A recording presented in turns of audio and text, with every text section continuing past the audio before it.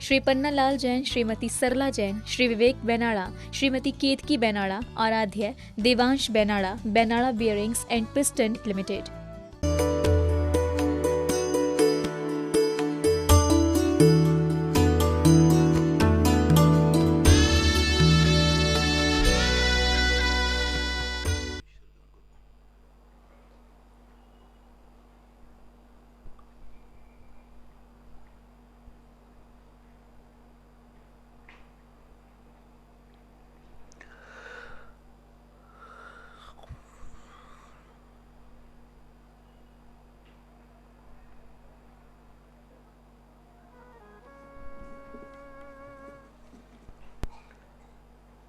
नमो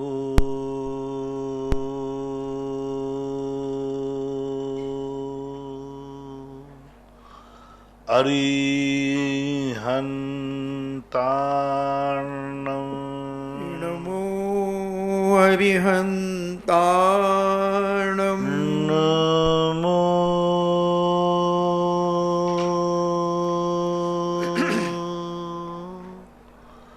सिद्धार्णं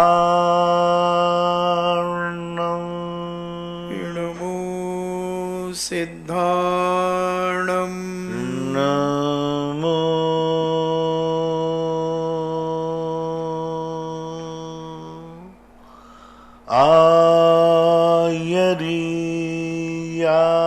आयर्यार्णं नमो आयर्यार्णं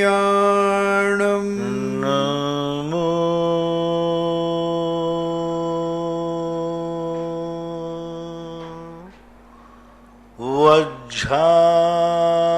वज्झायार्णं नमो उबज्झायार्णं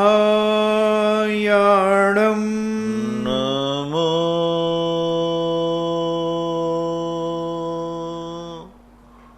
लोये सवसाहूर्णं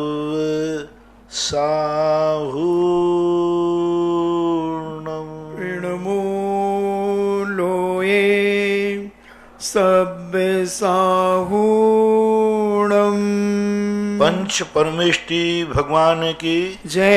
आचार्य श्री गुरुवर कुंद कुंद महाराज की जय। आचार्य श्री गुरुवर विद्यासागर महाराज की जय। परम पूज्य निर्यापक श्रमण मुनि पुंगव श्री सुधासागर जी महाराज की जय। समस्त मुनि संघ की जय। परम पूज्य चिल्लक श्री गंभीर सागर जी महाराज की जय। नमोस्तु महाराज जी। राजन जैन मेरठ से पूछते हैं कि संसारी जीव की कुछ कमजोरियां होती हैं जिनको मैं छोड़ना भी चाहता है, लेकिन विषयानुराग और कसाय के कारण छोड़ नहीं पा रहा है। ऐसी स्थिति में वह कैसे कमजोरियों पर विजय प्राप्त कर सकता है? कृपया समाधान दीजिए। कोई रास्ता नहीं। कोई व्यक्ति कहे मैं शराब नहीं छोड़ सकता हूँ, कोई उपाय बताओ, मुझे नशा नहीं चढ़ना चाहिए। कोई कहे कि मैं ऐसा चोरी करना नहीं छोड़ूंगा, कोई ऐसा उपाय बताओ मुझे जेल नहीं मिले। कोई पूछे कि मैं सेल्फास खा रहा हूँ, ऐसा कोई उपाय कि मैं मरूं नहीं, तो इसका कोई उपाय नहीं है और ना आज तक कोई उपाय हुआ है। कारण को छोड़े बिना कार्य से नहीं बचा जा सका। नमोस्तु महाराज जी। अतिशय जैन पूछते हैं महाराज जी, दीक्षा के पूर्व किसी दीक्षार्थी के ऊपर क्या शांति धारा कराई जा सकती है? अब कराई तो नहीं जा सकती, क्योंकि हमारे यहाँ इस प्रकार के कोई भी अभिषेक की व्यवस्था दीक्षार्थी के ऊपर नहीं की गई है और न आगम में कोई ऐसा प्रावधान है। अभिषेक क्योंकि मानव के ऊपर कोई भी, चाहे ग्रस्त हो चाहे अलग हो, स्नान अलग चीज़ है और अभिषेक अलग चीज़ है। स्नान किया जाता है सफाई के लिए और अभिषेक किया जाता है पवित्र आत्मा के लिए। जब वो अभी पवित्र है ही नहीं तो फिर पर इस प्रकार के अभिषेक आदि करना अलग चीज़ है। एक राज्याभिषेक होना, भगवान का दीक्षाभिषेक होना अलग चीज़ होती है। लोग उसकी नकल करते हैं कि भगवान दीक्षा लेते हैं तो दीक्षाभिषेक होता है पहले। भगवान का तो जन्माभिषेक होता है, तो सबका जन्माभिषेक करना शुरू करो भगवानों की व्यवस्था अलग होती है, संसारी प्राणों की अवस्था अलग होती है। आगम में तो ऐसा नहीं है, लेकिन आज पंचम काल है, प्रजातंत्र है, जो कुछ कर ले वही सही है। वो तो ऐसा है कि जिसको जो करना है कोई रोक नहीं सकता, सब अपनी मर्जी का है। आगम तो कोई बात रही नहीं, आगम चीज़ तो कोई बात रही नहीं, इसलिए ऐसा होना नहीं चाहिए, आगम सम्मत तो नहीं। नमोस्तु महाराज जी। डॉक्टर अमित जैन तलवाड़ा बांसवाड़ा से पूछते हैं, नमोस्तु महाराज जी, महावीर जयंती जैसे महोत्सव पर कोई इंसान द्वारा समाज को भोजन दिया जाता है जो कि समाज सक्षम है, और क्या उसी दिन गरीब लोगों को, बच्चों को भोजन दिया करवाया जाता है, तो दोनों में पुण्य किस में ज़्यादा है? ये व्यवस्था है समाज की, न ये पुण्य से संबंध है न पाप से। ये सामाजिक व्यवस्थाएं कहलाती हैं, और सामाजिक व्यवस्थाएं जिस समय जो जरूरी हो उस कार्य को करना चाहिए। नवीन कुमार जैन बाबा से पूछते हैं, नमोस्तु महाराज जी, अकृत्रिम चैत्यालयों में श्री अरविंद भगवान की ही प्रतिमा होती है, सिद्ध भगवान की भी होती है? सिद्ध भगवान की भी होती है, अरहंत तो सिद्ध दोनों होते हैं। सिद्ध भगवान की मूर्तियों का भी अकृत्रिम चैत्यालयों में बहुत अच्छी तरह वर्णन मिला। 500 धनुष प्रमाण होती हैं, इतनी ही बड़ी होती हैं, इसी साइज की होती हैं, इसी आकार वाली होती हैं। भरत चक्रवर्ती ने भी अरहंत सिद्ध भगवान की मूर्ति के सामने जाकर के अभिषेक किया मूर्ति का। बहुत सारी चीजें आती हैं। नंदा जैन फरीदाबाद से पूछते हैं, नमोस्तु महाराज जी, मंगल चातुर्मास का मंगल कलश क्या कोई साधु संत श्रावक के घर घर खुद जाकर के स्थापित करा सकते हैं? नहीं करा सकते। कुमारी अनु जैन तिलक नगर जैन मंदिर इंदौर से पूछती हैं, नमोस्तु महाराज जी, आदि पुराण में आया है सभी मुनि पर्यंक आसन से बैठकर या वीरासन से बैठकर रात्रि व्यतीत कर देते हैं, तो महाराज जी ये वीरासन किस प्रकार से लगाया जाता है? 84 आसनों में एक आसन होती है। वीरासन को 2-3 प्रकार से मानते हैं। जैसे हनुमान की मुद्रा बनती ना, हनुमान की, वो एक वीरासन कहलाती है। हनुमान जब अक्सर कर तुमने देखा होगा, हनुमान की मुद्रा वीरासन में रहती है, रामचंद्र जी के साथ में जो रहते हैं वह वीरासन कहलाती है। राकेश जैन अहमदाबाद से पूछते हैं, नमोस्तु महाराज जी, मेरे परिवार प्रक्षाल के पहले कोई अभिषेक करता है बिना मंत्रों के, तो उसे क्या दोष है? और भगवान को कोई बार बार स्पर्श करता है तो ऐसा करना क्या उचित है? बहुत बार बता चुके, यह करना उचित नहीं है। बिना मंत्रों के अभिषेक कर रहा है तो लाभ नहीं है, दोष होवे या नहीं होवे, लेकिन कोई लाभ होने वाला नहीं है। उस गंधोदक में अतिशय नहीं आएगा, वो लाभकारी नहीं होगा। वंदना जैन ऋषिकेश से पूछती हैं, नमोस्तु महाराज जी, कर्मों का जीव के साथ एक छेद अवगाह संबंध बताया गया है, तो वह एक छेद अवगाह का क्या तात्पर्य है? जैसे दूध में पानी है, जहाँ दूध है वहीं पानी। एक प्रदेश में जहाँ आत्मा के प्रदेश है वहीं कुछ कर्मों के प्रदेश हैं। दूध और पानी को जो अपन मिलाते हैं तो एक क्षेत्र अवगाह संबंध कहलाता है। यानी दोनों का क्षेत्र भिन्न भिन्न नहीं है, एक ही क्षेत्र में दो भिन्न पदार्थों की उपस्थिति को एक क्षेत्रावगाही कहते हैं। प्रियांशु जैन तेंदुखेड़ा दमोह से पूछते हैं, महाराज जी, लोगों में ऐसी चर्चा होती है कि पौने बजने को लोग अशुभ मानते हैं, तो क्या यह अशुभ है? जैसे 10:45, 9:45, 11:15, तो ये क्या है? इसमें कोई अशुभता है क्या? 11:15 नहीं बोल करके 10:45 बोल दिया करो तो शुभ है। 10:45, 10 पे 75% बढ़ गया ना 10 पे। तो शब्दों के कई बार ऐसे पौना कहते हैं, पौना काम मत करो। अरे भाई 10:45, 10 से 75% ऊपर है।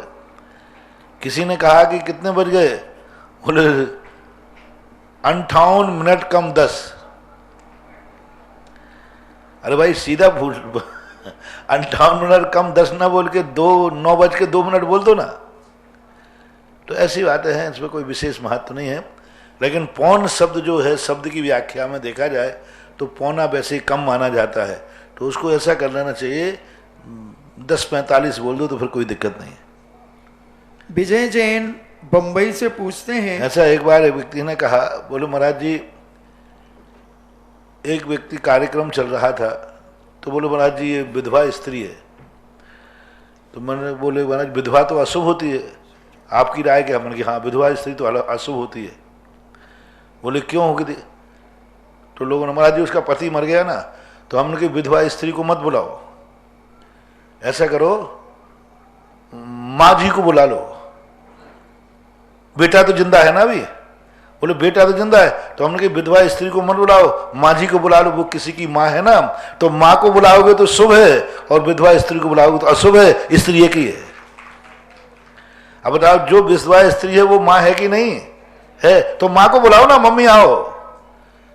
तुम देखते क्यों हो विधवा की दृष्टि से? तुम देखो ना, एक किसी बेटे की माँ है और बेटा भी जिंदा है और माँ भी जिंदा है। जब दोनों जिंदा है तो माँ शुभ है और विधवा स्त्री अशुभ है, उसका नाम बदल दो, वही चीज है। 11:15 कहो, 11:45 कहो और 10:45 कहो, मामला ठीक बैठा दिया तुम्हारे लिए। विजय जैन मुंबई से पूछते हैं, नमोस्तु महाराज जी, जैन धर्म मूल धर्म नहीं है। कुछ हिंदू शास्त्रों में ऐसे संकेत हैं कि भगवान आदिनाथ विष्णु और शिव भगवान के अवतार थे। इनका प्रकृति के बजाय गर्भ से जन्म भी कुछ ऐसा संकेत करता है? कोई नहीं, ये सब तथाकथित कहानियां हैं, दोनों का स्वरूप का अंतर है। एक वस्तु को, एक व्यक्ति को दो अलग अलग रूपों में देख रहा है। अब भली एक रूप है लेकिन दृष्टि तो दोनों की बदली हुई है, और दृष्टि बदल जाती है तो सृष्टि बदल जाती है। वस्तु को नहीं बदलना है, वस्तु का दृष्टिकोण बदलना है। उन्हीं ऋषभ देव को कोई किसी दृष्टि से देख रहा है, कोई किसी दृष्टि से देख रहा है, तो दृष्टि का ही भगवान है, भगवत स्वरूप है। दोनों का कोई संबंध नहीं है, मान्यताएं दोनों भिन्न हैं। सामंजस्य बैठाने से कोई फायदा नहीं है, क्योंकि स्वरूप बदल जाता है। जैसे हमने कहा ना, अभी स्त्री एक ही है, माँ बन गई तो पूज्य है, शुभ है, और स्त्री की दृष्टि से पूजोगे तो अशुभ है। अब वहां दो औरतें हैं कि एक ही है, लेकिन दृष्टि में माँ आ गई तो शुभ है और स्त्री आ गई तो अशुभ, बस इतना ही तो अंतर है। इसी प्रकार से जब उस स्वरूप में हम ऋषभ को, देव को देखेंगे तो वो ऋषभ देव पूजनीय नहीं है, वंदनीय नहीं है। वीतराग रूप में है तो वंदनीय है। यदि कोई ऋषभ देव को सरागी मानता है तो वंदना के योग्य नहीं है, भले चाहे एक ही व्यक्ति क्यों ना हो। ऐसा श्रीमती मंजू जैन जबलपुर से पूछती हैं, नमोस्तु महाराज,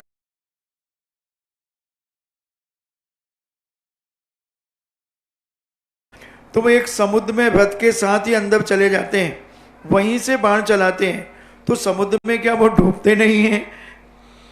उनका देव पुण्य सारी क्रियाएं होती हैं, क्योंकि चक्रवर्ती के अंदर हजारों हजारों देवता एक एक रत्न को लेकर के सेवा करते हैं, तो उनका सब काम देव पुनीत है।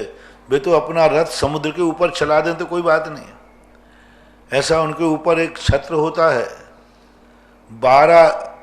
11 अक्षौणी सेना प्रमाण, पूरी की पूरी सेना एक छत्र के नीचे आ जाती है। एक चर्म ऐसा होता है जिस पर पूरी सेना बैठ जाती है और वो समुद्र में पार हो जाती, डूबती नहीं है। तो उनका सब काम देव पुनीत होता है, इसलिए कोई आश्चर्य की बात नहीं है। रजनी जैन चनौआ गढ़ा कोटा से पूछती हैं, महाराज जी, साता और असाता वेदनी कर्म में क्या अंतर होता है? दोनों कर्म हैं, एक दुख देता है, एक सुख देता है। एक दुख की सामग्री का संग्रह करता है, एक सुख की सामग्री का संग्रह करता है। एक ऐसे साधन जुटाएगा जिसमें दुख होता है, एक ऐसा जुटाएगा जिसमें सुख होता है। ऐसा कुमारी तनु जैन इंदौर मध्य प्रदेश से पूछती हैं, नमोस्तु महाराज जी, श्री आदि पुराण जी में आया है कि गंगा देवी ने विजय भरत को वस्तु, आभूषण व सिंहासन दिया, तो क्या व्यंतर देवी भरत जी को साक्षात दिखाई दी थी? उन्होंने सचमुच में यह सामान दिया होगा? हाँ, चक्रवर्ती के लिए देवता सामने आ जाते हैं, क्योंकि कई बार चक्रवर्तियों को जब विजय प्राप्त करने जाता है तो विजयात पर्वत पर मागध जाति आदि के देव जो होते हैं वो रोकते हैं और उनको सामने आते हैं वो, और उनको भेंट भी देते हैं, उनको रास्ता भी बताते हैं। तो चक्रवर्ती आदि के सामने देवता प्रत्यक्ष रूप में सामने आते हैं, हमारे जैसी बातालाप करते हैं, चर्चाएं करते हैं, उठते हैं, बैठते हैं, वार्तालाप करते हैं, सहयोग देते हैं, उनकी सेवाएं करते हैं। तो बराबर चक्रवर्ती के जीवन में ऐसा होता है। ममता जैन सूरत से पूछती हैं, नमोस्तु महाराज जी, घर के स्वाध्याय भवन में श्री भक्तांबर यंत्र रख सकते हैं क्या? नहीं रखना चाहिए।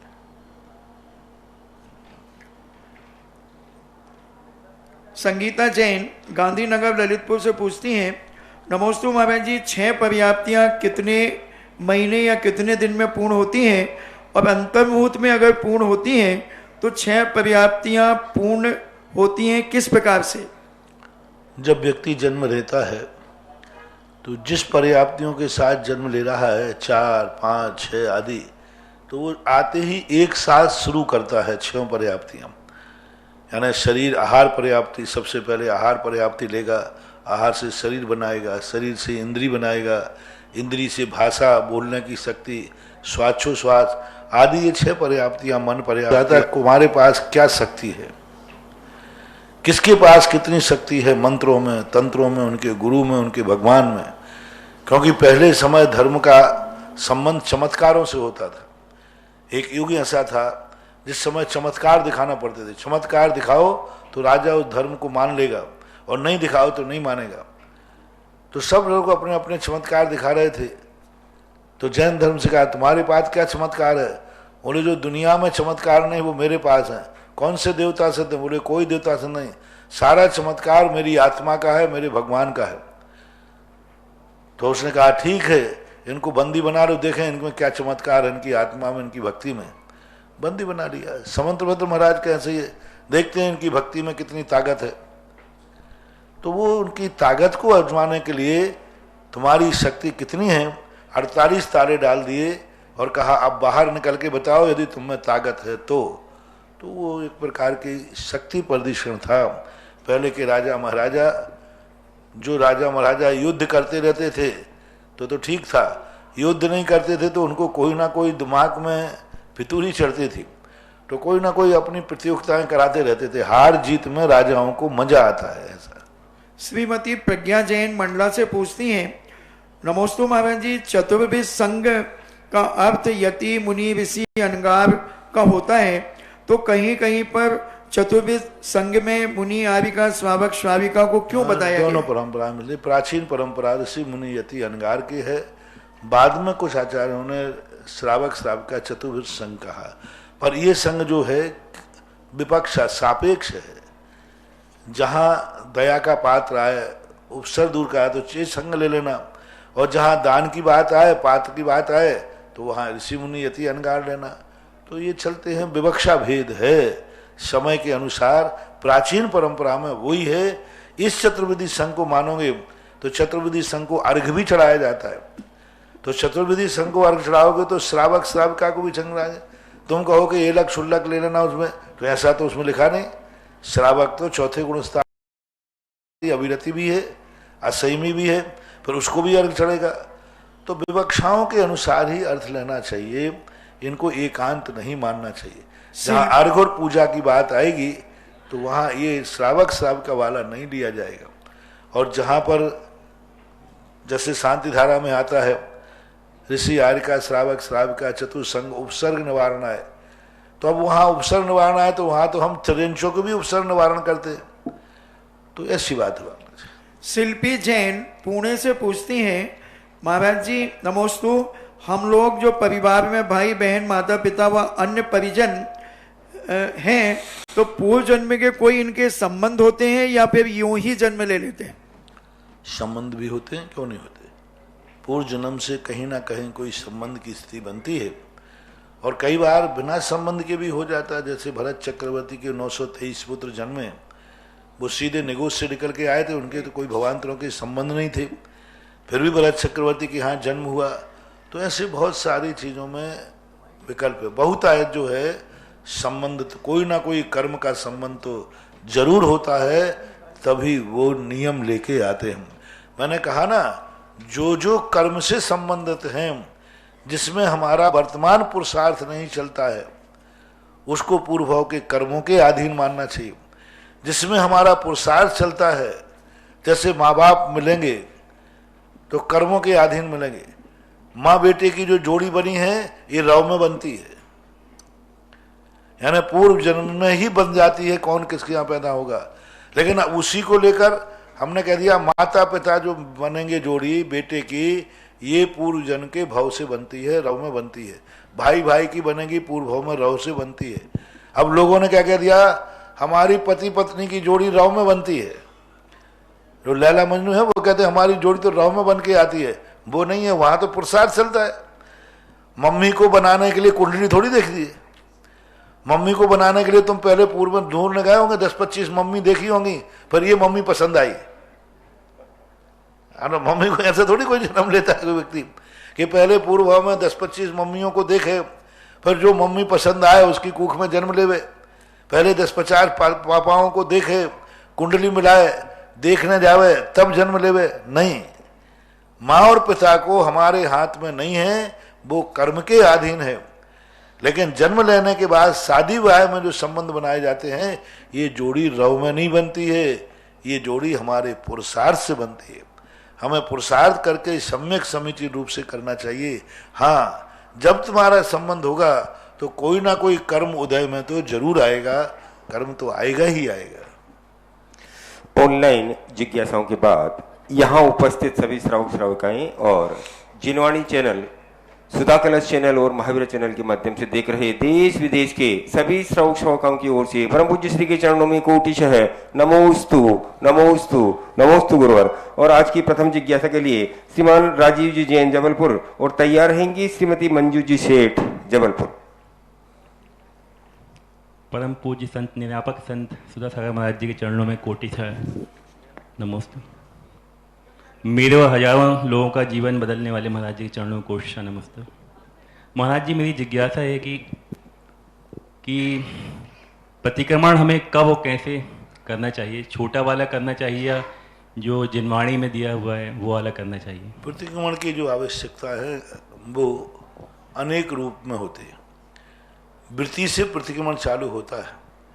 अवृत्ति प्रतिक्रमण का रूप नहीं, आलोचना करेगा, पश्चाताप करेगा। विधिवत प्रतिक्रमण का जो पाठ है वो प्रतिमाधारी से शुरू होता है। बाकी सामान्य रूप से आलोचना पाठ आदि पढ़ना चाहिए, क्योंकि प्रतिक्रमण में जब वृत्ति ही नहीं है तो प्रतिक्रमण कैसा? आलोचना जरूर होना चाहिए, अपने दोषों का अंतो डज्जामी होना चाहिए। मंजू जी सेठ के बाद तैयार रहेंगे श्री राजेश कुमार जी जैन जबलपुर। नमोस्तु महाराज जी, नमोस्तु। मैं जबलपुर से मंजू जी। महाराज जी, अष्टमी चतुर्दशी पास लो, माइक पास लो। अरे माइक को। अष्टमी चतुर्दशी को प्रतिक्रमण का पाठ, तत्वार्थ सूत्र को पाठ करना चाहिए या नहीं? आप गृहस्थों के लिए तो वही दिन मिलता है, और दिन तो करोगे नहीं महाराज जी, मतलब मालूम पड़ा था इसलिए मैं पूछ रही हूँ इसका मतलब। वो मुनि संघों के लिए, हम साधु संघों के लिए व्यवस्थाएं हैं। अच्छा। क्योंकि उसमें जो दोष निकाराकरण किए वो साधु संघों के लिए हैं। आप लोगों की अपेक्षा से ऐसा कोई कथन नहीं किया गया जी। तो श्रावकों को कब, मतलब कितने समय का? आप जब फुर्सत मिल जाए तब कर लो, यही मेहरबानी। इसका कोई टाइम नहीं। राजेश कुमार जी जैन के बाद तैयार रहेगी श्रीमती सोनल जी जैन, आशीष जी जैन जबलपुर। महाराज जी, मेरी शंका यह है कि मोबाइल पे जिनवाणी को डाउनलोड करना चाहिए क्या? क्योंकि इसमें सूतक पातक का दोष लगता है क्या? नहीं लगता, मोबाइल में सब चलता है। सोनल जी जैन।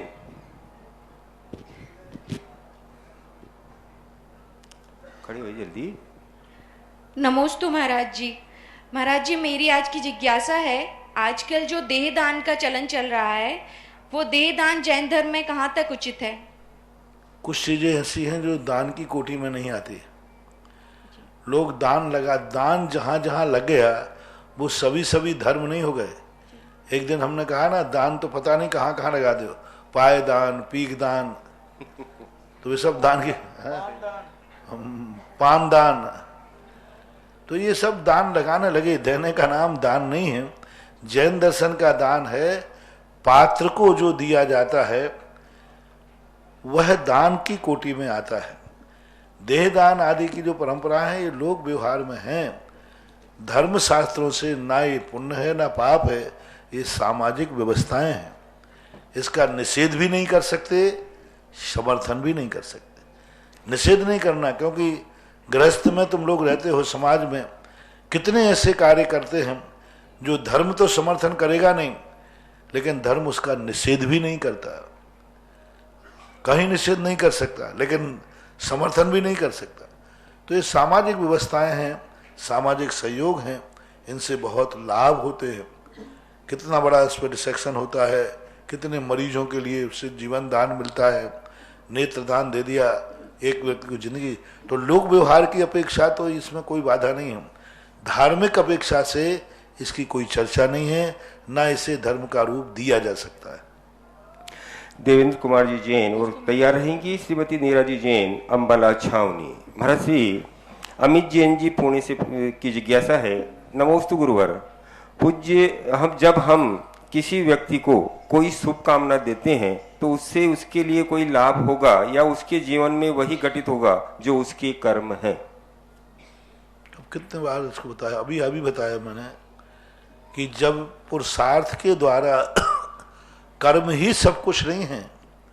जैसे तुम्हारे पास रोटी है डिब्बे में, मान लीजिए वो तुम्हारे कर्म के उदय से रखी है, लेकिन डिब्बा खोल करके उठा के खाना तो पड़ेगा कि वो अपने आप पेट में पहुंच जाएगी। तो कर्म एक कैसी चीज है, कर्म है, लेकिन वर्तमान में पुरुषार्थ करोगे तो कर्म पकेगा। यदि हम ये करके बैठ जाएंगे मेरे कर्मों में जो लिखा है वो होगा, हम कोई हाथ पैर नहीं चलाएंगे, तो रोटी अपने पाप पूरी जिंदगी भर रखे रहना। और ये काल लब्धि, जिस दिन मेरी काल लब्धि आएगी, कर्म का उदय आएगा, रोटी पेट में पहुंच जाएगी, मैं हाथ पैर तो नहीं चलाऊंगा। तो करके देख लो 8-15 दिन, देखें क्या होता है। काल लब्धि आई है कि नहीं आई, करके देख लो। लोग काल लब्धि को भाग के भरोसे इतने ज्यादा आक्रमण होता है, मेरी किस्मत में जो लिखा होगा वो, अरे भाई ठीक है, तेरी किस्मत में जो लिखा है, अभी सेल फास्ट खा के देख लो 100 लोग, भगवान ने क्या क्या देखा है, बचना देखा है कि मरना देखा। खाने के बाद अपन सब देखेंगे, देखो भगवान महावीर स्वामी ने इनका मरना देखा कि जिंदा देखा, क्या देखा है? मरना ही देखा है, जिंदा क्या देखा है? तो ऐसी बात नहीं, कर्म का उदय है, भाग्य है, भाग्य पूंजी के समान होता है, लेकिन पूंजी के साथ पुरुषार्थ भी चाहिए। यदि पुरुषार्थ नहीं करोगे तो भाग्य पकेगा कैसे? और भाग्य नहीं होगा तो सिर से पहाड़ फोड़ के करोगे क्या? कोई बिना भाग्य के पुरुषार्थ कर रहा है, वो सिर से पहाड़ फोड़ रहा है, और जो भाग्य के भरोसे बैठकर पुरुषार्थ नहीं कर रहा है, उसके लिए कुछ नहीं मिलने वाला, कुछ नहीं होने जाने वाला, ऐसा मानना चाहिए। देवेंद्र कुमार जी जैन। तैयार रहेंगी नीरा जी जैन, अम्बाला छावनी। महाराज श्री के चरणों में कोटि से नमन।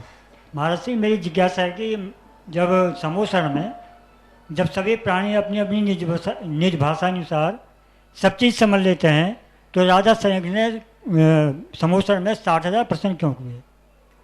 समझ में आ जाता है, सुनने में आता है, समझ में थोड़ी आ जाता है। भगवान जो बोलते हैं, जैसे आपने प्रश्न किया, मैंने जवाब दे दिया, अब तुम्हें समझ में ही आ गया हो, एक ही नियम थोड़ी है, उसके ऊपर भी तो प्रश्न उठते हैं। तो प्रश्न जब उठते हैं, जब हमें वक्ता के अभिप्राय को हम नहीं समझ पाते, प्रश्नों के जवाब मिलते हैं, लेकिन सभी प्रश्नों के जवाब से वो संतुष्ट हो जाए, ऐसा कोई नियम नहीं है, प्रश्न उठ सकते हैं। नीरा जी जैन के बाद तैयार रहेंगे श्री महेंद्र कुमार जी जैन, बंडा। मेरे आराध्य गुरुदेव के चरणों में शत वंदन। महाराज जी, मैं आज 2 जिज्ञासा का समाधान चाहती हूँ। महाराज जी, मैं 12 वर्षीय शमन संस्कृति संस्थान की छात्रा हूँ।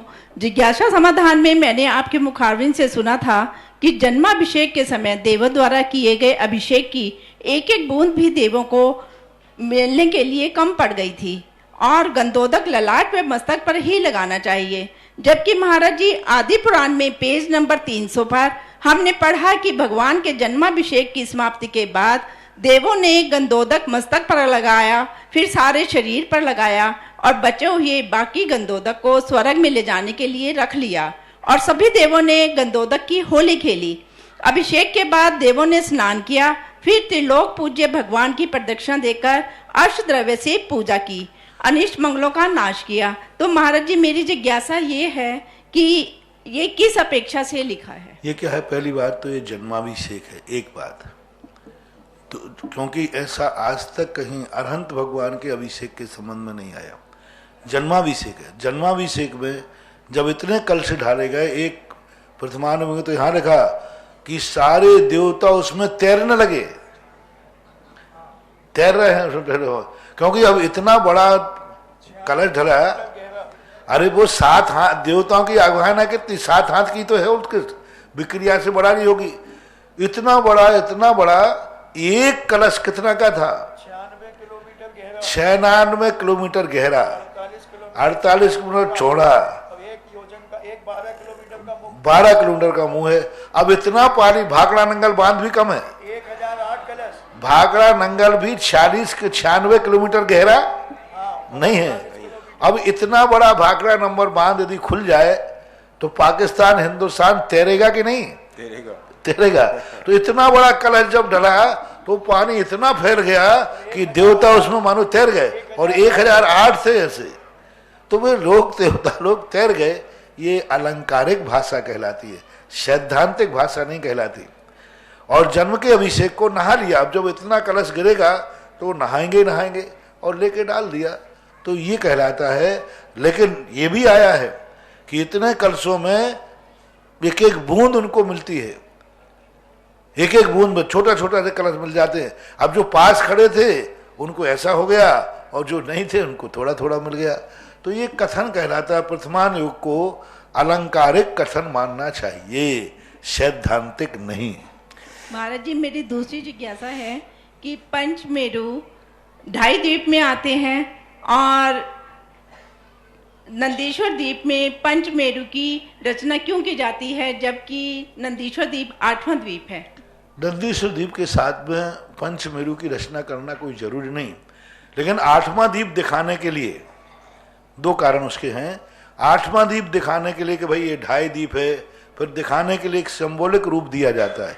दूसरा, मध्य का स्थान जो खाली बचता है, यानी नंदीश्वर द्वीप बनाए तो चारों तरफ बन जाएंगे, बीच का स्थान खाली बचा, तो स्थापना निक्षेप ने सोचा क्या करें, तो पंच मेरुओं की स्थापना कर दी गई, क्योंकि 5 मेरु 2.5 द्वीप के अंदर ही हैं। तो इसके 2 ही कारण हैं। पहला कारण मध्य का स्थान बचा, इसलिए कर लिया गया, और 8वां द्वीप बताने के लिए 5 मेरु के बाद एक परिक्रमा बनाते हैं, तो वो एक ये मान लेते हैं कि ये समुद्र हैं। तो स्थापना निक्षेप के कारण इसमें सुधार किया गया है। जैसे अपन भगवान को विराजमान करते हैं तो समोषण का रूप माने कि अकृत्रिम चैत्यालय का माने, जैसे अपन भगवान बैठालते हैं तो भगवान कभी बैठते ही नहीं। तो ये जो स्थापना निक्षेप में अपनी सुविधानुसार परिवर्तन कर लिया जाता है। भगवान जब भी मांगते हैं चतुर्मुखी बन के बैठते हैं और अपन एक मुखी बैठालते हैं, तो ऐसा मानना चाहिए। नमोस्तु महाराज जी। महेंद्र कुमार जी के बाद तैयार रहेंगी श्रीमती संगीता जी सरावगी नीमच। परम पूज्य 108 मुनि श्री सुधा सागर जी महाराज के सादर चरणों में बंडा समाज और मेरी ओर से सादर नमोस्तु। महाराज श्री, एक निर्णय बंडा समाज ने अभी पिछले 2 वर्ष पूर्व आरिका मां रजुमती माता जी के सत्संग सानिध्य में मृत्यु भोज ना करने का लिया था, और लगभग उस निर्णय को समाज चला रही है, और उस समाज उससे प्रेरित होकर हमारे बंडा क्षेत्र के लगभग सभी वर्गों में उस निर्णय के प्रति मतलब उससे लगाव हुआ, और काफी समाज, जैसे बहुत बड़ी संख्या में लोधी समाज है, उसने भी ये संकल्प लिया कि ना करें, यादव समाज ने भी संकल्प लिया, परंतु फिर भी कई बार कुछ ना कुछ ऐसे संयोग हमारे समाज में ही पैदा होते हैं। तो इस संदर्भ में मैं चाहूंगा कि आपकी ओर से भी हमें मार्गदर्शन मिले, ताकि समाज इससे। मृत्यु भोज बहुत अच्छी, त्याग करना बहुत अच्छी चीज है। किसी भी अपेक्षा से किसी भी धर्म में, जैन आगम में मृत्यु भोज संबंधी कोई शब्द ही नहीं आया। वो तो बहुत अशुभ है, अमंगलिक है।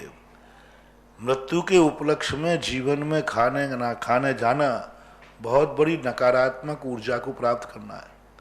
वो दाना, वो एक दाना भी मृत्यु भोज के उपलक्ष्य में वो बद्दुआओं से भरा हुआ रहता है, क्योंकि किसी के घर में कोई मरा है, उसका घर उजड़ा है, उसके घर में कमी आई है, तो जब अभाव में कोई चीज बना हुआ भोजन होगा तुम्हारे पेट में जाएगा तो वो अभाव ही करेगा, क्योंकि वो घर में वृद्धि नहीं हुई। सीधी बात है, जिस क्रिया में अभाव होता है उसमें अभावात्मक संस्कार होते हैं।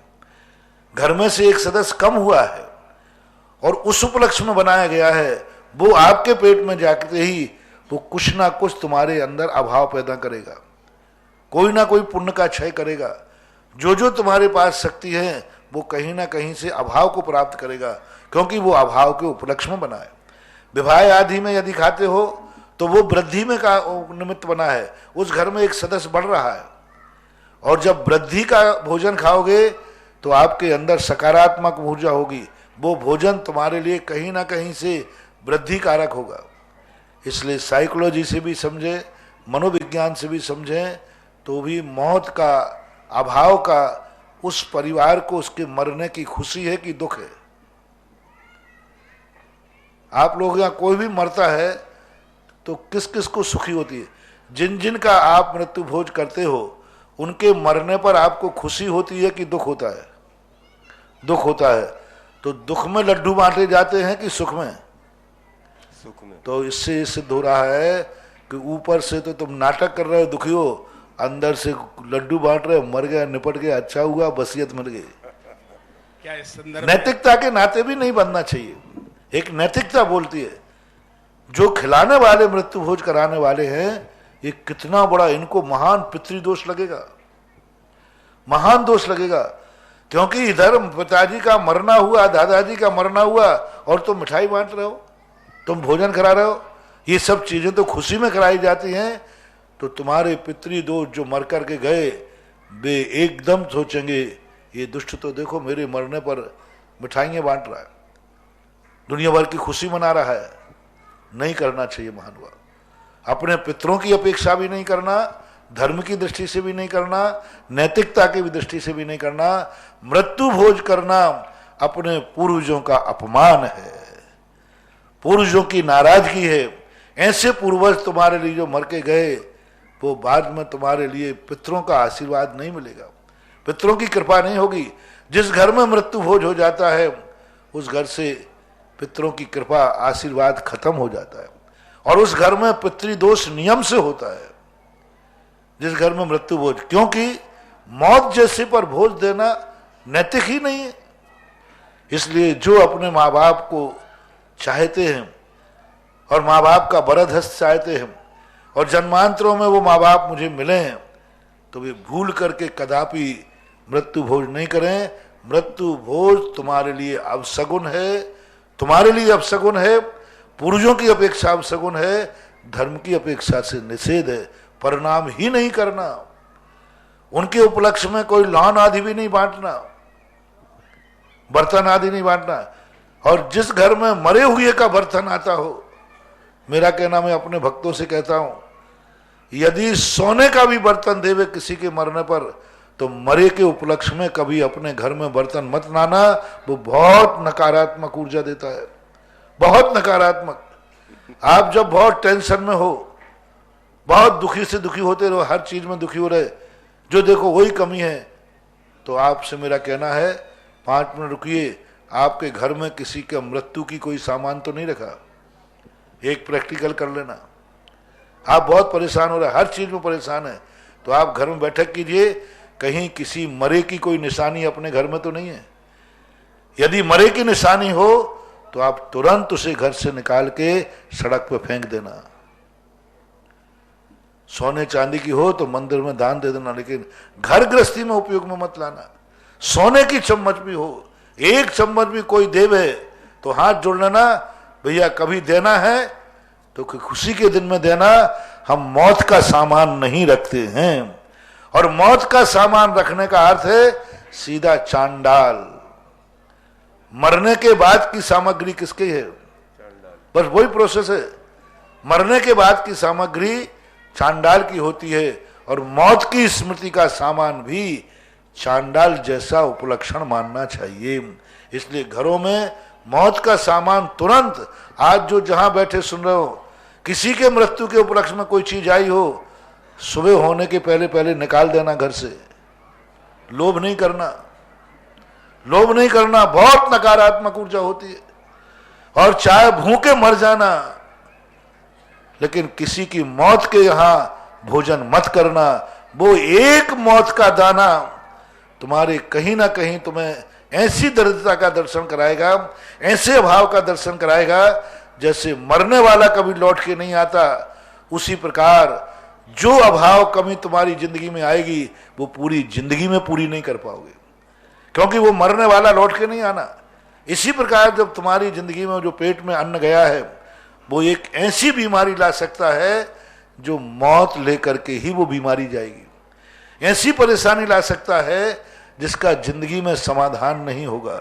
इसलिए मैं बहुत करुणा दया करके कह रहा हूं कि कोई भी व्यक्ति कितना भी भूखा गरीब हो, बस मौत के उपलक्ष्य में मत खाना, मृत्यु भोज में मत खाना, मरे का मत खाना।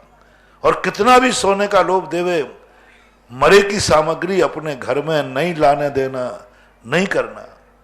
ये तो लेने खाने वालों की बात है, और देने वालों को भी मैंने कह दिया, तुम सोना बांटना, चांदी बांटना, जो बांटना हो बांटना, अपने किसी के घर के मरने पर कुछ मत बांटना।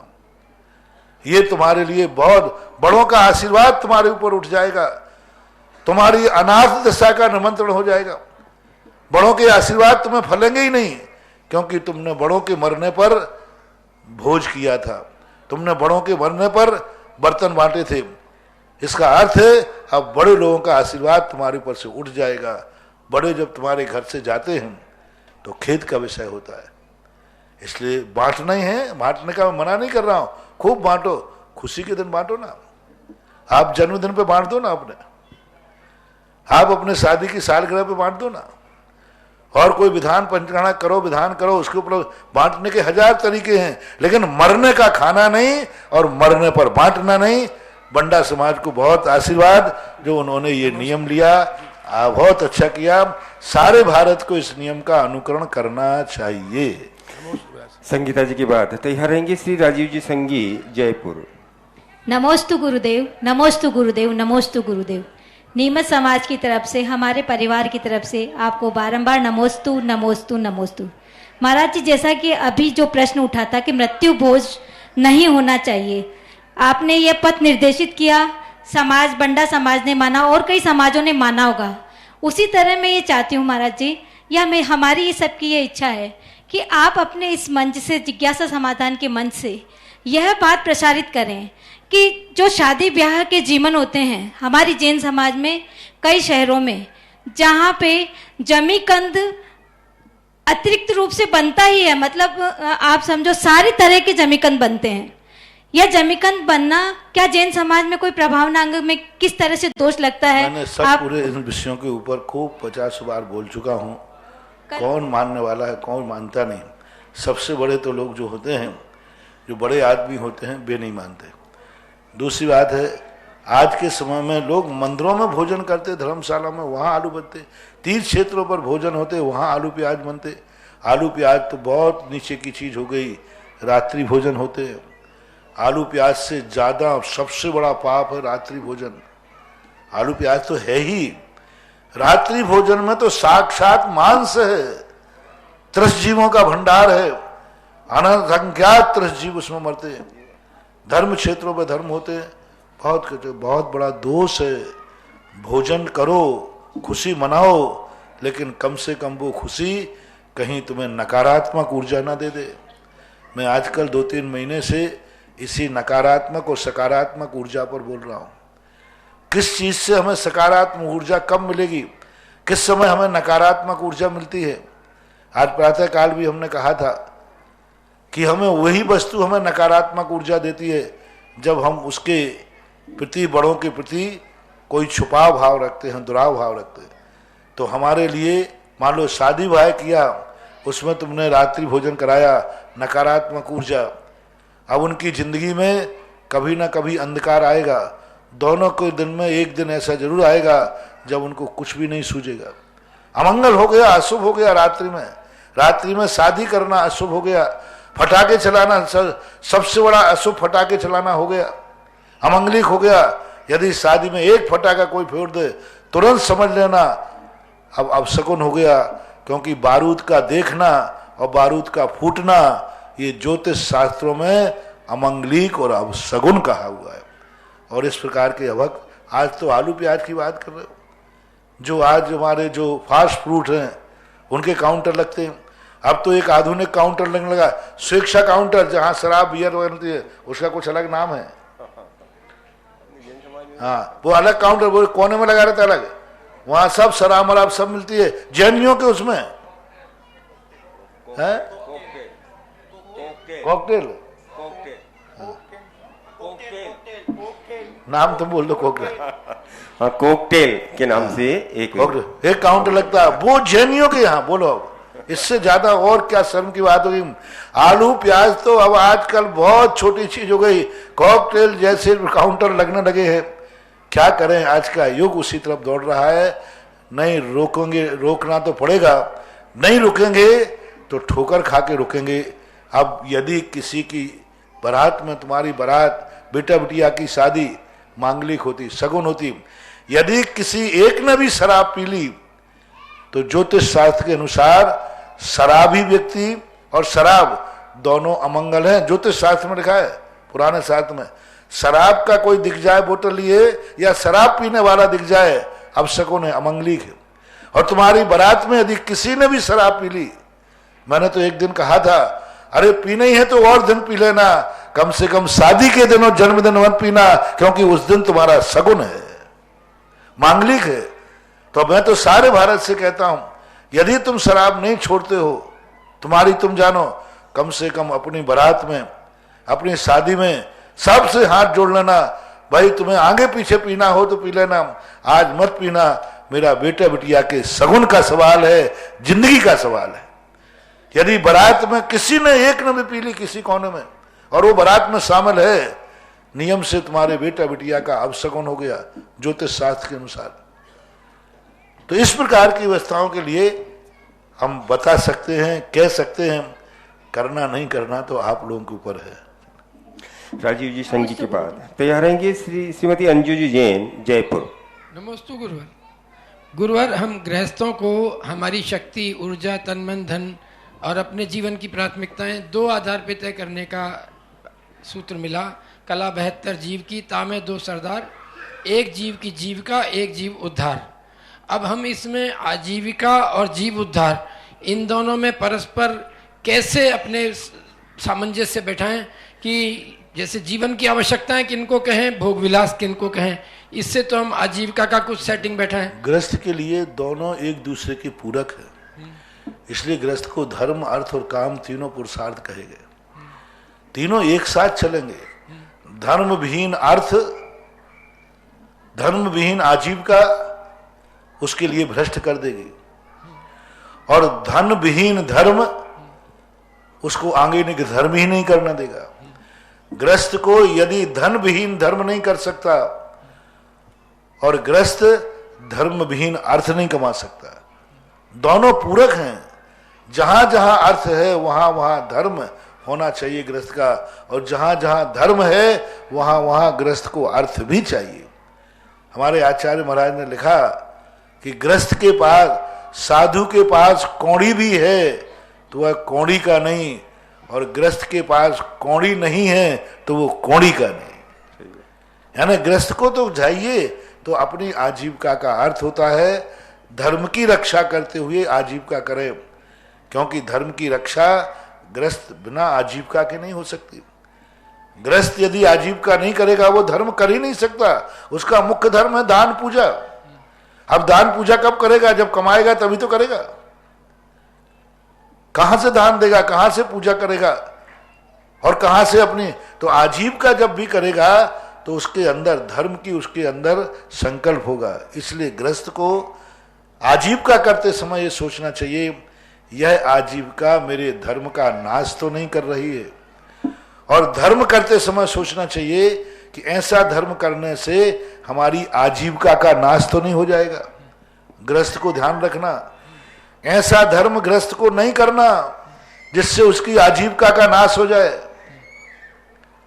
बहुत बड़ा दोषी है धर्म करने वाला, कह रहा हूं। धर्म करने वाला कह रहा हूं, ऐसा व्यक्ति धर्म नहीं कर सकता जिससे आजीविका का नाश हो जाए। एक हमारे शास्त्रों में आया कि गर्भवती महिला जैसे ही बच्चा बड़ा होता है उसे उपवास करने की मना कर दिया गया। वो उपवास नहीं कर सकती, उपवास करना अधर्म की कोटि में है। क्यों? क्योंकि वहां बालक गर्भ में है। तो अब कुछ व्यवस्थाएं, जैन धर्म कहता है ऐसा धर्म नहीं करना कि आजीविका नष्ट हो जाए।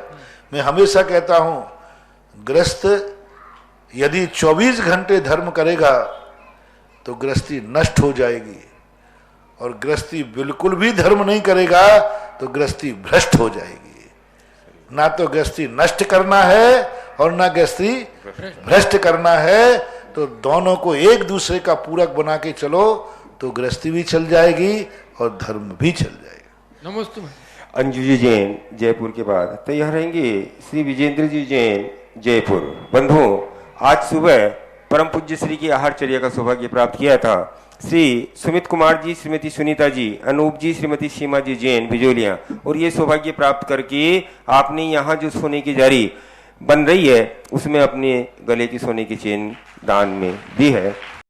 आपके दान की अनुमोदना अंजू जी जैन अपनी जी के साथ रखे। मेरे आराध्य गुरुवर के चरणों में मेरा त्रिकाल नमोस्तु। महाराज जी, मेरा क्वेश्चन ये है कि अगर कोई जीव 12वें गुण स्थान में पहुंच जाता है तो अगर उसके भावों में मनता आती है तो क्या वो दूसरे तीसरे गुण स्थान में भी चला जा सकता है? 11वें गुण स्थान से जा सकता है, 12वें से नहीं। 12वां गुण स्थान तो जाने वाला कभी लौट के नहीं आता। 11वें गुण स्थान वाला जो है उपशम श्रेणी चढ़ता है, वो जरूर सीधा 11वें से गिर करके दूसरे गुण स्थान में आ सकता है। नमस्ते महाराज जी। विजय जी जैन जयपुर के बाद तैयार रहेगी श्रीमती शिल्पी जी जैन पूना। मेरे और मेरे परिवार की ओर से नमोस्तु गुरुदेव, नमोस्तु गुरुदेव। मेरा प्रश्न है गुरुदेव कि घर के स्वाध्याय स्थान पर क्या हम दीपक और अगरबत्ती जलाकर भक्तांबर स्तोत्र एवं भक्तांबर स्तोत्र महिमा का पाठ कर सकते हैं क्या? नहीं करना चाहिए। अगरबत्ती आदि लगाकर तो करना ही नहीं चाहिए। दीप भक्तांबर के निमित्त से मत जलाओ। एक मांगलिक की दृष्टि से, अंधेरा मिटाने की दृष्टि से, सुगंधी की दृष्टि से जलाओ। भक्तांबर को दीप आदि जलाकर घर में करना एक रिस्क लेना है, क्योंकि जहाँ कोई नौकर्म का अनुष्ठान हो जाता है वहाँ बाहरी शक्तियाँ प्रभावित हो सकती हैं जो तुम नहीं संभाल पाओगे। क्योंकि आपने दीप जला दिया, अगरबत्ती लगा दी, उस स्थान पर कोई भी ऐसी शक्तियाँ, अदृश्य शक्तियाँ हैं जो वहाँ आकर के स्थापित होकर के तुम्हारी गृहस्थी को बिगाड़ सकते हैं। घर के अंदर पूज्य का जो स्थान है वो कभी नहीं बनाना। पूज्य स्थान होना और पूज्य का स्थान बनाना, मकान में कहीं भी पूज्य का स्थान नहीं होना चाहिए और पूज्य की पूजा नहीं होना चाहिए। क्योंकि गृहस्थी में जिस ढंग से आप लोग रहते हो वो पूज्य के स्थान में ऐसा नहीं कर सकते। इसलिए दीपक अगरबत्ती आदि जला के न पढ़ें। भक्तांबर पढ़ना है तो मंदिर जी में पढ़ें, मंदिर में कोई बाधा नहीं। मंदिर जी में पढ़ें, सामूहिक पढ़ें, परिवार पढ़ें। कोई घर में यदि ये चीज करते हो तो नुकसान होने की ज्यादा संभावना है फायदा की अपेक्षा। शिल्पी जी जैन चिंचवाड़ पूना के बाद तैयार रहेंगे श्री उत्तम चंद जी जैन पजीनारी वंडा। महाराज जी, मेरा ये प्रश्न है कि हम जो अनजान व्यक्तियों से मिलते हैं तो कोई कोई व्यक्ति तो हमारे लिए बहुत फेवरेबल अपने आप हो जाता है और कोई कोई व्यक्ति को देख के हमारा मन उतना पॉजिटिव नहीं होता। तो ये क्या पिछले जन्म हमारे का मन की चंचलता है, परिणामों की चंचलता है, परिणामों को संभालना चाहिए। आमचंद जी, उत्तम चंद जी जैन के बाद तैयार रहेंगी श्रीमती मुन्ना देवी जैन भीलवाड़ा। परम पूज्य महाराज श्री के सादर चरणों में सादर नमोस्तु नमोस्तु नमोस्तु। हे महाराज जी, अभी आपने आज अपने प्रवचनों में बताया था कि बल ही एकता है, एकता ही बल है और संगठन ही सफलता की कुंजी है। तो कृपया यह बताने की कृपा करें कि वह बल कैसे कायम है, वो एकता कैसे कायम रह सकती है और वह बल कैसे माने कायम रह सकता है, ताकि एकता का कायम रखने का एक ही तरीका होता है कि अपना निजी स्वार्थ देखकर हम वस्तु से प्रेम करें। जैसे हमने कहा था कि एकता का अर्थ है कि मुझे शिखर जी चाहिए, हमें शिखर जी से नहीं।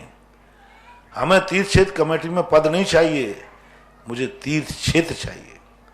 जब व्यक्ति अपने निजी स्वार्थ छोड़ देगा और वस्तु के लिए समर्पित हो जाएगा तो अपने आप संगठन बनना शुरू हो जाएगा। राष्ट्र के लिए लड़ो, पद के लिए मत लड़ो। आज जो तुम्हारे संस्थाएं लड़ती हैं पदों के लिए लड़ती हैं, कोई भी इसलिए नहीं लड़ता है कि हमारा मंदिर, इन्होंने इतना दान दिया इतना मैं भी दूंगा, इन्होंने इतना मंदिर बनाया मैं भी बनाऊंगा। पदों के लिए लड़ता है कि मेरे बाप दादों का मंदिर है, मैं इस पर ट्रस्टी रहूंगा। अरे बाप दादों ने मंदिर बनाया था तो मैं भी बनाऊंगा। जब दान की बारी आती है तो सब पीछे हट जाते हैं, और जब अधिकार की बात आती है तो मैं क्यों नहीं बन सकता। तो जहां अधिकार की मुख्यता होगी वहां संगठन टूटेगा, और जहां अधिकार गौण हो जाएगा वहां संगठन बढ़ेगा। आज हर व्यक्ति अधिकार की बात करता है, मेरा अधिकार क्यों नहीं, ये नहीं कहता है मेरा कर्तव्य क्यों नहीं। कर्तव्य से अधिकार की तरफ मत बढ़ो, अधिकार से कर्तव्य की तरफ बढ़ो। हमारा एक प्रेम हो जाए वस्तु से कि नहीं, हमारे लिए तो यह वस्तु चाहिए, कोई भी लाओ, कोई भी अध्यक्ष बनो, हमें तो योग्य अध्यक्ष चाहिए, योग्य पदाधिकारी चाहिए जो समर्थ हो। हम समर्थ को तो पीछे हटाना चाहते हैं और पद के लोभ में आगे आना चाहते हैं। यही आज हो रहे हैं। आज अच्छे लोग पीछे हट रहे हैं। शिवा खेड़ा ने एक बहुत अच्छी नीति लिखी थी, बहुत अच्छा वाक्य मुझे जब से याद है। उसने लिखा है, देश इसलिए बर्बाद नहीं है कि यहाँ गद्दार लोग रहते हैं, देश इसलिए बर्बाद नहीं कि यहाँ गद्दार या बदमाश रहते हैं, देश इसलिए बर्बाद है कि अच्छे लोग मौन रहते हैं। अच्छे लोग मौन है इसलिए बर्बाद हो रहा है। बदमाश लोग, गद्दार लोग तो बेतु आगे आएंगे। राजनीति में अभी चुनाव के समय कितना कितना अच्छा एक भाग चल रहा था पेपर में, फिर मत कहना कि सरकार ऐसी है। वो चल रहा था कि सबको वोट डालो, हर व्यक्ति को अपने वोट का उपयोग करो।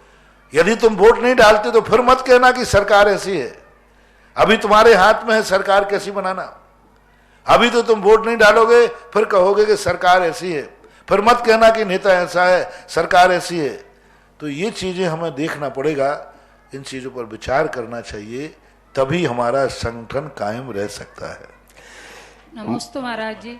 तैयार रहेंगे मुकेश कुमार जी जैन, राजनांदगांव। महाराज जी, राम के और रावण के युद्ध हुआ तो उन्हें 18,000 रानियां 52 गजा से दीक्षा ली, तो उस टाइम रावण की मौत हुई, इधर उन्होंने दीक्षा ली, तो क्या लंका से कैसे आ पाई वो 52 गजा जी के में? ये आज जैसी रूढ़ियां थोड़ी थी तुम्हारी, उस समय विद्याधर नहीं थी वो तो इधर तो नहीं। तो यहाँ कहाँ पे कह रहे हैं? 52 गजा जी से दीक्षा ली ना 18,000 रानियां ने। नहीं ऐसा तो महाराज जी शास्त्रों में तो ऐसा उल्लेख मिलता है शास्त्रों में, पद्म पुराण में के अंदर, कि रावण का मरण हुआ उसी समय लंका में अनंत वीर्य नाम के केवली ने प्रवेश किया, और उसी समय उन्होंने 48,000 आरिकाओं ने वहां पर मंदोदरी आदि ने दीक्षा ली। बड़वानी में कहाँ से हुआ ये विचारणी है, और कोई हो सकता है, क्योंकि बड़वानी में जो मोक्ष पधारे ना, बड़वानी का जो इंद्रजीत और कुंभ पढ़ाए थे, और नारियां होता थी। मंदोदरी हो ऐसा नहीं, मंदोदरी का तो लंका में ही दीक्षा हुई थी ऐसा। मुकेश कुमार जी जैन के बाद तैयार रहेंगे श्री अनिल जी जैन, अंचल ललितपुर। सकल जैन समाज ललितपुर और अंचल परिवार की ओर से मेरे सबके आराध्य गुरुदेव सुधा सागर जी महाराज के पावन श्री चरणों में कोट सा नमोस्तु। महाराज जी, अभी आपने जो 13वीं के बारे में बताया उसमें एक वाक्य और रह गया था, जो जिनवानी या पूजन पुस्तक या अन्य धार्मिक पुस्तकें छपवा करके देते हैं, तो ये भी देना ठीक है या नहीं? इसमें कोई बाधा नहीं। धार्मिक पुस्तक देना, उनकी स्मृति में कमरे मंदान बोलना, उनकी स्मृति में अस्पताल बनाना, उनकी स्थिति में भिखारियों के आवास बनाना, उनकी, ये तो अच्छी चीज है। उनकी स्थिति में मंदिर में कोई चीज भेंट करना, इसका तो उल्लेख आता है शास्त्रों में, बहुत उल्लेख है कि उन्होंने अपने पूर्वजों की स्मृति में इस प्रकार के धर्मशाला का विद्यालय का निर्माण कराया, गुरुकुल का निर्माण कराया, इनमें कोई बाधा नहीं। धार्मिक पुस्तक जो काम की है उसको बांटने में कोई बाधा नहीं, क्योंकि वह उसमें इतनी ताकत है कि वो धर्म के काम में आएगी। यदि मान लीजिए आपने जिनवाणी बांटी तो सामने वाला उससे पूजा ही करेगा ना, लेकिन आपको आज जो लोटा लाए या जग लाए उसको तो आप गृहस्थी के काम में लोगे। मैंने एक शब्द बीच में कहा था, जो वस्तु तुम्हारे गृहस्थी के काम में आती है, जो तुम्हारे उपभोग में आने, भोजन खाने के काम में आया, भोजन तुम्हारे खाने के काम में आया, अब आपको वो भोजन उपयोग में आ गया, चम्मच बर्तन आपके काम में आया, लेकिन किसी ने तस्वीर बांट दी, किसी ने किताब बांट दी, तो इसमें कोई बाधा नहीं, बांटा जा सकता है। सार्वजनिक उपयोग की प्याऊ वगैरह भी लगवा, हाँ, खूब प्याऊ लगा लगाए, अस्पताल खोले, विद्यालय खोले, गरीबों के आवास बनाए, अस्पताल में जाके बनाने, गौशाला के लिए आप दान दे, ये सब चीजें पारमार्थिक हैं, उनको दे सकते हैं। अनिल जी जैन की बात तैयार रहेंगे। अंतिम जिज्ञासा के लिए राजेश कुमार जी जैन, सीहोर, मध्य प्रदेश। नमोस्तु महाराज जी, नमोस्तु नमोस्तु नमोस्तु। महाराज जी, मेरा प्रश्न है कि हमारे छोटे से गांव मेना में मंदिर निर्माण कार्य चल रहा है, परंतु प्रतिमा को आए 1 वर्ष से अधिक हो गया है, अभी पंचकल्याणक नहीं हुआ है, तो क्या इसका पाप समाज को लगेगा महाराज जी? नहीं, ये व्यवस्थाएं हैं, मजबूरी, किस कारण से नहीं हो पा रहा है? हो सकता है कि मंदिर का निर्माण पूरा नहीं हुआ हो सकता है सामाजिक व्यवस्थाओं की, तो अप्रतिष्ठित मूर्तियों के लिए ज़्यादा दोष तो नहीं है, फिर भी यदि किसी कसाई के कारण रखा हो तो फिर महान दोष है, किसी परिस्थिति बस रखे हों तो फिर उतना दोष नहीं होता है, क्योंकि कई बार बड़ी मूर्तियां विराजमान कर दी जाती हैं। अब मंदिर वर्षों में बनेगा, टाइम लगेगा। अब इनके ललितपुर में इतना बड़ा मंदिर बन रहा, अब मूर्ति 1 साल पहले विराजमान हो गई, अब उसमें कोई दोष नहीं, क्योंकि अब प्रोसेस चल रही है, क्रियाएं चल रही हैं, उससे कोई दोष नहीं। सब प्रकृति भी जान रही है कि अभी कार्य चल रहा है, अब यहाँ मंदिर बन रहा है, साल भर पहले मूर्ति बैठ गई, 2 साल हो गए, 2 साल हो गए, अब मंदिर बन रहा है तो बन रहा है। जब प्रोसेस में चल रहा है तो उससे कोई दोष नहीं है, लेकिन किसी कसाई के कारण से रुका हुआ है तो बराबर दोष आएगा।